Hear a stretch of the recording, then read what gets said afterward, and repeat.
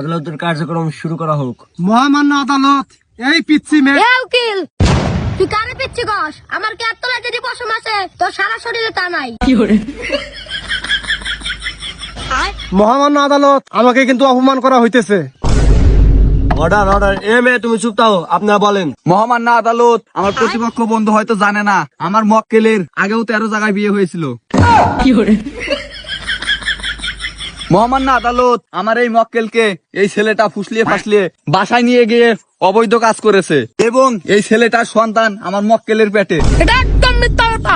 ওই মেয়ের বগলে আজ পর্যন্ত আমি একদিনও যাই নাই, শুধু একদিন ফোনে কথা বলছিলাম। মহামান্য আদালত, আমার মক্কেল শুধু এই মেয়ের সাথে একদিন ফোনে কথা বলছে, তাহলে কিভাবে এই মেয়ে গর্ভবতী হলো? অবজেকশন ইওর অনার, আমার মক্কেল কখনো মিথ্যা কথা বলতে পারে না।